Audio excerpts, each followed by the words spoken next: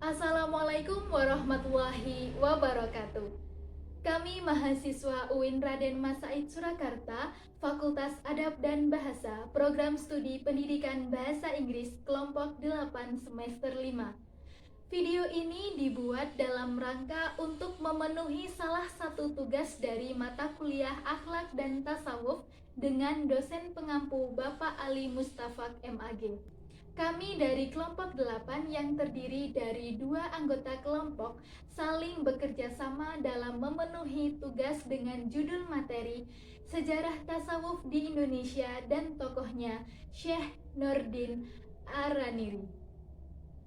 Baiklah, sebelum memasuki ke pembahasan yang lebih lanjut, izinkan kami memperkenalkan diri terlebih dahulu.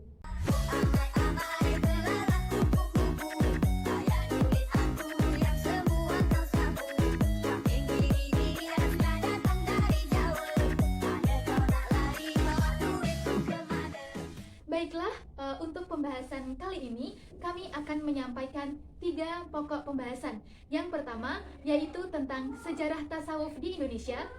Yang kedua, riwayat hidup Nuruddin Ar-Raniri. Dan yang terakhir, pemikiran Nuruddin Ar-Raniri. Tanpa berlama-lama lagi, mari memasuki materi yang pertama, yaitu tentang sejarah tasawuf di Indonesia.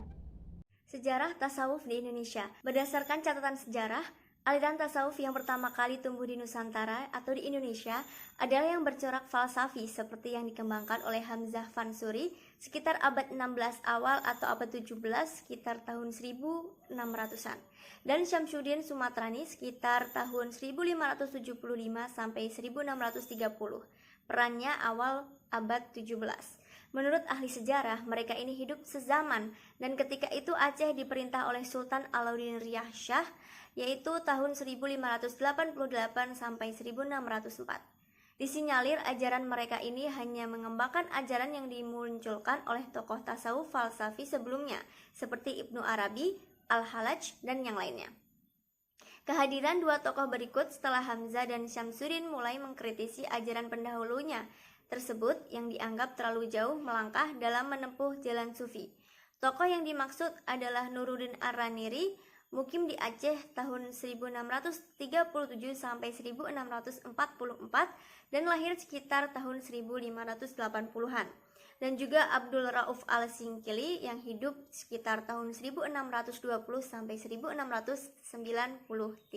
Sekilas kondisi sosial politik Aceh abad 17 Masehi. Berdasarkan beberapa sumber informasi dan ahli sejarah disepakati bahwa Islam masuk ke wilayah Nusantara atau Indonesia melalui Aceh. Islam dibawa oleh para saudagar Arab dan Timur Tengah dan diperkirakan sudah mulai sejak awal pertumbuhan Islam sebab para pedagang Arab itu sebelumnya Islam juga sudah menjalankan profesi demikian. Dengan pengaruh para pedagang tersebut, lama-kelamaan terciptalah komunitas muslim yang akhirnya membentuk kekuatan wilayah, kelompok, dan juga kekuasaan yang akhirnya muncul beberapa kerajaan. Penduduk Aceh mulai menyatakan kebersatuan mereka sebagai bangsa. Daerah dengan bersatunya kekuatan di bawah kerajaan Aceh Darussalam tahun 1465 dengan rajanya Sultan Husain Shah. Kerajaan ini juga mengalami pasang surut seperti faktor konflik dan kerajaan, ekspansi wilayah, dan sebagainya. Implikasinya untuk jabatan sultan tidak selalu dari kalangan keluarga, bahkan ada yang berasal dari negeri tetangga. Seiring berjalan waktu, maka pada akhir abad 16 memasuki abad 17, kerajaan Aceh mulai tidak stabil. Pada tahun 1589, kesultanan dipegang oleh Sultan Alauddin Riyad Shah Al-Mukamil.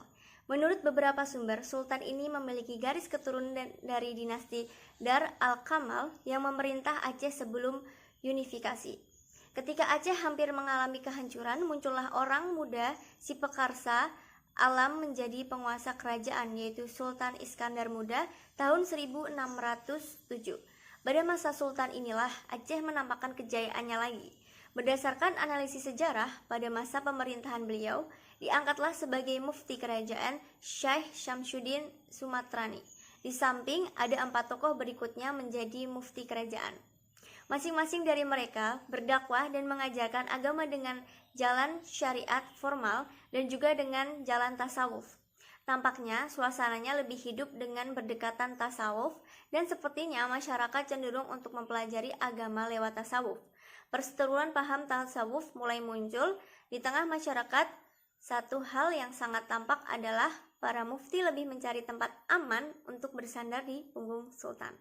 Fenomena yang menonjol sekali adalah ketika Al-Singkili sebagai mufti kerajaan yang dipimpin oleh para sultanah, Al-Singkili dalam profesinya tidak mau menyinggung tentang fiqh siyasah yang terkait dengan pemimpin seorang wanita. Bahkan, pernah utusan dari Arab yang dinyatakan mengenai kepemimpinan wanita dalam Islam yang dulunya Al-Singkili tidak memberikan jawaban tuntas, justru yang lebih tragis lagi Al-Singkili tidak menerjemahkan kata muzakkar pada kitab bahasa Arabnya ke dalam bahasa Melayu dan disebut saja dengan kata aslinya.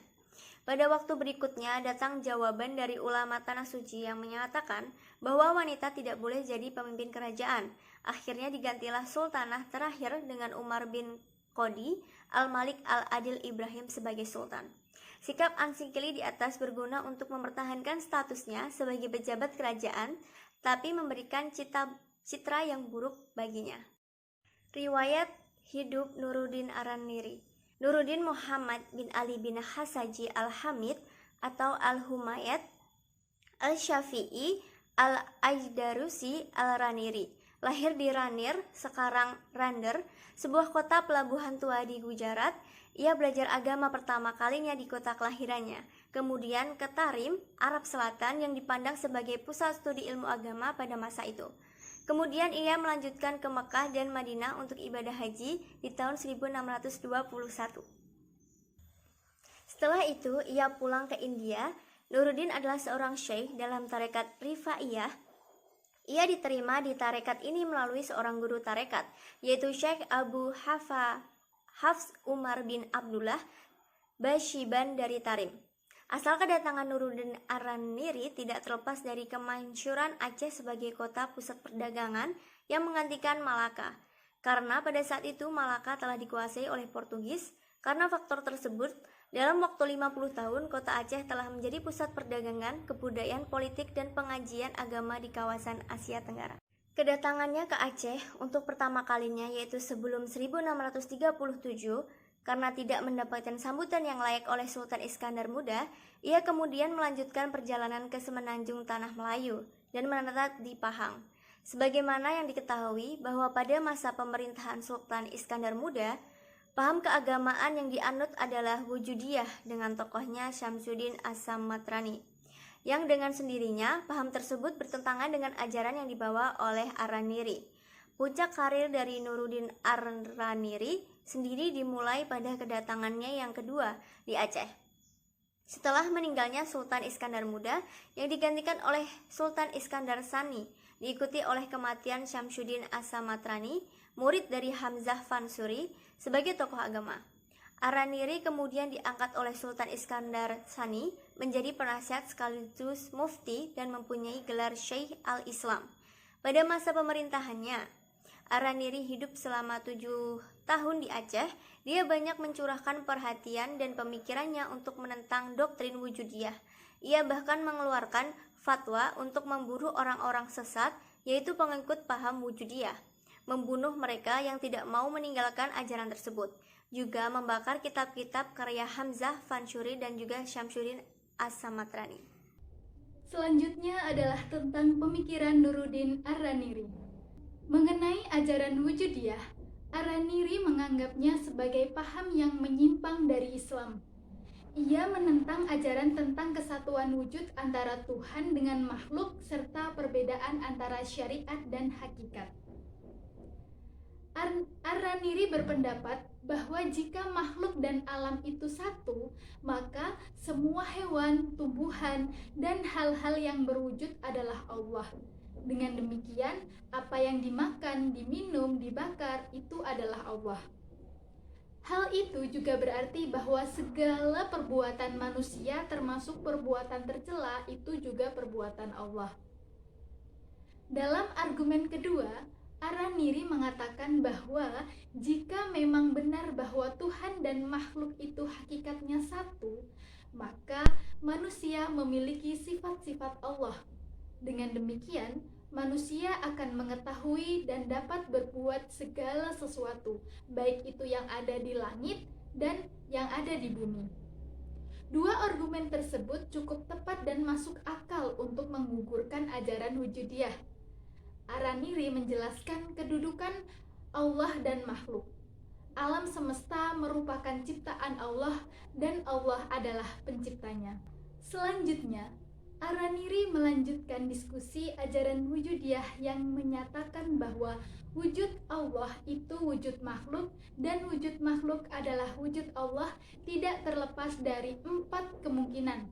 Yang pertama ada intiqal, yaitu wujud Allah berpindah kepada makhluk seperti seorang berpindah dari satu tempat ke tempat yang lain. Yang kedua ada ittihad, dua wujud menjadi satu sepertinya menyatunya emas dengan tembaga. Kemudian yang ketiga ada hulul, yaitu wujud Allah masuk ke dalam makhluk seperti air masuk ke dalam botol. Dan yang terakhir, yang keempat ada ittisal, wujud Allah berhubungan dengan makhluk seperti manusia dengan anggotanya. Nah, 4 kemungkinan tersebut jelas mustahil terjadi pada Allah dan tidak dapat diterima oleh akal. Hal kedua yang dikritik oleh Araniri adalah tentang ajaran wujudiyah yang menyatakan bahwa syariat berbeda dengan hakikat, sehingga perbedaan Tuhan dengan makhluk hanya dari segi syariatnya saja, bukan dari segi hakikatnya. Araniri dalam hal ini mengambil pendapat beberapa ulama besar, diantaranya adalah Abu Hafs Suhrawardi yang menyatakan bahwa setiap hakikat yang disanggah oleh syariat, maka ia zindik. Pendapat kedua diambil dari Abu Qasim al-Khusyairi bahwa tiap-tiap hakikat yang tidak berkaitan dengan syariat, maka ia tidak berhasil. Terkait dengan pendapat-pendapat Araniri, dapat dikatakan bahwa konsep tasawuf yang diajarkan oleh Araniri adalah wahdatus syuhud. Dalam tasawuf lebih dikenal dengan istilah tauhid syuhudi, yang secara sederhana berarti persepsi syuhud atas zat tunggal dalam pengalaman mistiknya. Pengertian lain tentang konsep wahdatus syuhud yaitu melihat zat tunggal atau menyatakan tiadanya sesuatu kecuali zat tunggal. Ahmad Daudi dalam disertasinya menjelaskan falsafah mistik Nuruddin Ar-Raniri meliputi 4 hal, yaitu yang pertama, ontologi. Ontologi berarti bahwa yang ada hanya Allah saja. Allah adalah nama bagi suatu zat yang mutlak dan tidak ada suatu apapun yang menyamainya. Di samping zat, Allah mempunyai sifat-sifat atau nama-nama yang merepresentasikan kesempurnaannya, yaitu Asmaul Husna. Dari segi wujud, sifat dan zat Allah adalah identik, atau disebut dengan ainin ain zat. Yang kedua, kosmologi. Kosmologi berarti alam ini terdiri dari alam tinggi dan alam bawah. Alam tinggi terdiri dari alam falak dan akal yang masing-masing terdiri dari 9 falak dan akal. Hal ini sama seperti teori Al-Farabi dan Ibnu Sina. Alam bawah adalah alam anasir yang terdiri dari api, air, udara, dan tanah. Alam tinggi memberi pengaruh alam bawah sehingga lahirlah tumbuhan, hewan, jamadat, dan manusia di bumi ini. Manusia adalah makhluk yang paling sempurna di bumi ini. Dengan lahirnya manusia, selesailah penciptaan alam ini seluruhnya. Yang ketiga, manusia. Manusia terdiri dari ruh atau jiwa dan juga jasad. Akan tetapi, hakikat manusia adalah ruh, karena ruh kekal setelah terpisah dengan jasad. Walaupun jasad merupakan alat bagi jiwa, keduanya saling memerlukan. Hubungan jiwa dengan jasad bersifat aksidental, sehingga ketika jasad hancur, jiwa terpengaruh. Bila manusia mati, jiwanya akan kembali ke alam falak. dan pada hari kiamat akan dimintai pertanggungjawaban. Yang keempat dan yang terakhir adalah agama. Agama terdiri dari iman, Islam, makrifat, dan tauhid. Orang yang beragama tidak hanya harus beriman, artinya ia tidak sekedar percaya dengan kebenaran wahyu Allah dan melakukan kewajiban lahiriah sesuai yang diajarkan oleh syariat. Akan tetapi, setiap orang yang beriman juga harus memperoleh pengalaman rohani melalui suluk dan juga tarekat. Makrifat atau pengalaman rohani hanya dapat dialami saat seseorang dalam keadaan fana. Dengan makrifat tersebut, maka akan diperoleh keyakinan dan hakiki tentang makna tauhid yang sebenarnya, yaitu tidak ada sesuatu kecuali Allah. Baiklah, itu tadi adalah penyampaian materi dari kelompok 8. Terima kasih, semoga bermanfaat. Wassalamualaikum warahmatullahi wabarakatuh.